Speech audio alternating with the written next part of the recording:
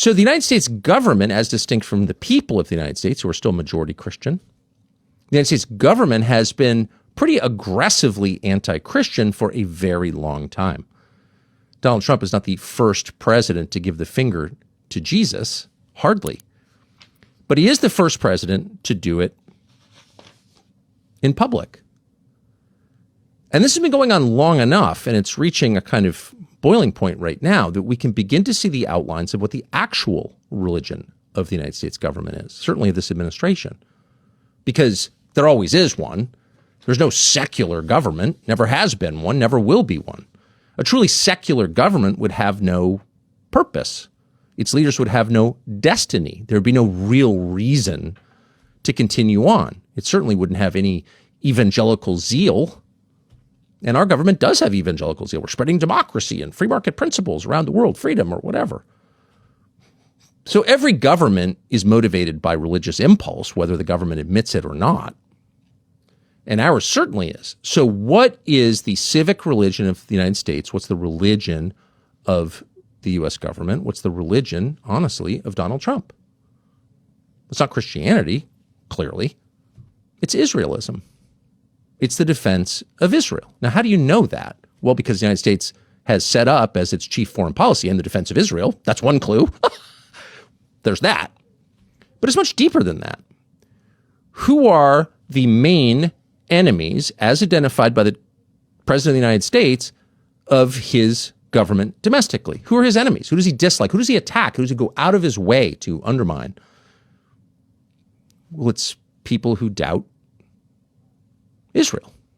People who stand in the way of the aims of the secular government of Israel.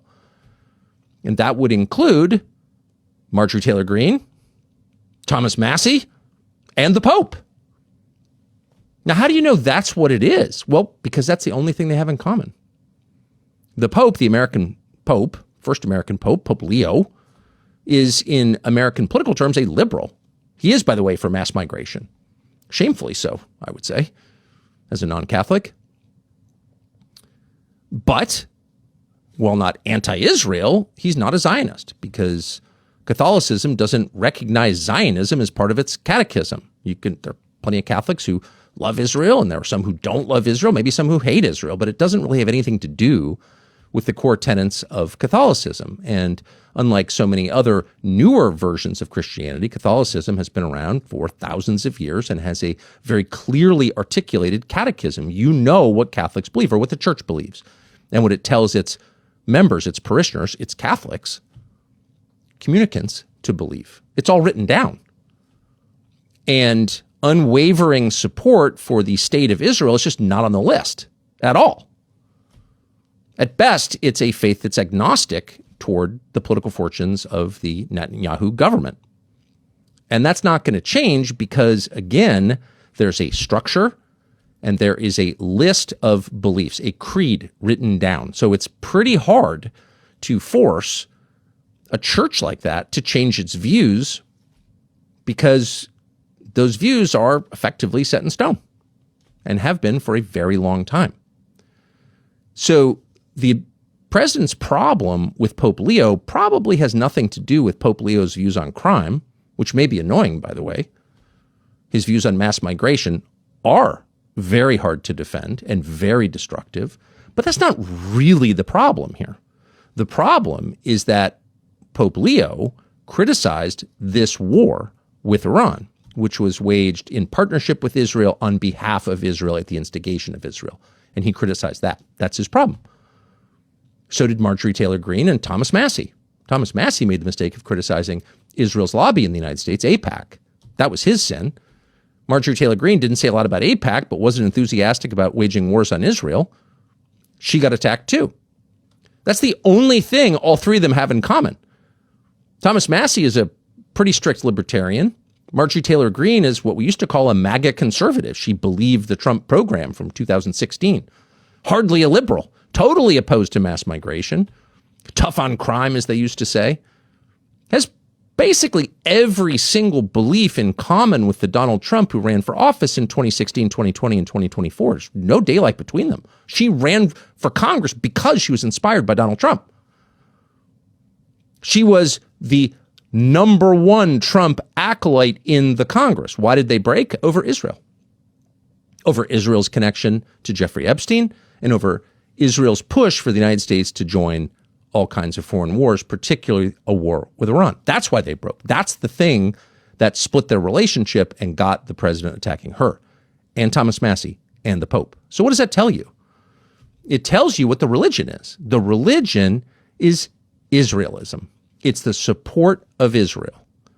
That's why the president is totally comfortable surrounding himself with evangelical preachers, every one of whom has one thing in common, whether they're word of faith preachers or charismatic preachers or not. That's a huge split among evangelicals. Are you charismatic or not?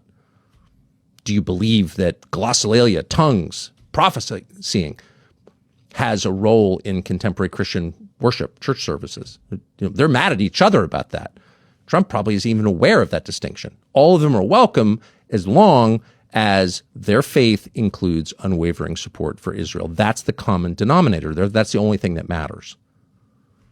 And because that's the only thing that matters, the coalition, the ever shrinking, day by day shrinking coalition that supports this president is now out in force explaining that actually the Pope and Catholics, the Catholic Church itself, which about 20 minutes ago most people thought was conservative in that it's pro-life, for example. That used to be a tenet of conservatism before this president.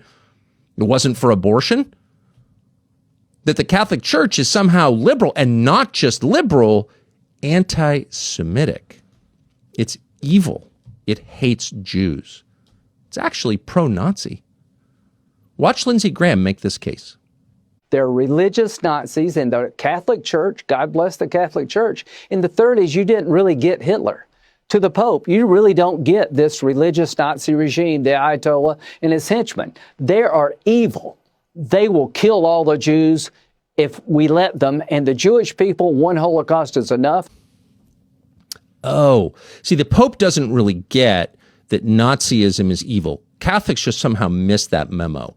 Hitler bad. They just didn't, it's been 80 years, but they never really bought into the proposition that the Holocaust was bad, that murdering Jews was bad. They're probably kind of for it, actually. Now, it's interesting because a year ago, no Republican member of Congress would have dared say anything like that. First of all, that's insane. It's a slander against Catholics, saying this is a birthright lifelong Protestant, but it's just not true. It's a horrible thing to say about anybody. But as a political matter, it would have been crazy to say that because Catholics, sincere church-going Catholics, vote Republican. In fact, the more often you go to Mass, the more likely you are to vote Republican. And that's true across races, by the way. So you see all these, Hispanics are voting for Trump. And he got more Hispanics to vote for him, it is true, in 2024 than any Republican maybe ever. More than Jeb Bush, speaking Spanish, married to a Mexican lady. How did he do that? Well, one of the reasons he did that is because a lot of Hispanics are very Catholic. They're Christian. They're religious. They go to Mass a lot. And because their faith, for some of them, their faith is at the center of their lives, they voted for the candidate who seemed most predisposed to their religious views. Maybe he's not a Christian or a fervent Christian, but he seemed like a man who would protect Christians, Catholic Christians included. And so they voted for him. So a year ago, and every Republican knows this because there's lots of polling on it, because politicians think in terms of coalitions and who's going to vote for me and why, and they know this very well. So a year ago, no Republican would ever get up on TV and say, the thing about Catholics is they're kind of Nazis. But there's Lindsey Graham doing it right there. This is a profound break, and it's a very clear window into what the actual faith is. Israel is the deal killer. Anyone who doesn't support the military aims of the modern Israeli government cannot be part of the MAGA coalition, and Lindsey Graham has just told us, can't be a Christian. Now, a lot of people hesitate before getting traditional therapies for cholesterol health. They don't want to wind up stuck on capsules for the rest of their lives. Pills They'd rather feel like they have some say in how they take care of their own bodies. And that's why more Americans are turning to more gentle alternatives with ingredients they recognize. Ingredients like ginger and pomegranate. One of those alternatives is a Dose for Cholesterol. Dose for Cholesterol is a clinically backed cholesterol support supplement that targets triglycerides, LDL, HDL, and total cholesterol levels. We know a bunch of people use it, and the results have been overwhelming. They no longer fear having blood work done because at last the results are good and they're not on some kind of weird chemical cocktail. It actually works. We wouldn't partner with them if it didn't work. Dose is easy to use. It's a daily 2-ounce liquid shot that tastes like mango. Ooh. No capsules, no powders. It's seamless to use. Visit dosedaily.co/Tucker. Use code Tucker for 35% off. That's dosedaily.co/Tucker, code Tucker for 35% off. It's worth it. Thanks for watching. You can go to tuckercarlson.com for our entire library of everything we've done, and we hope you will.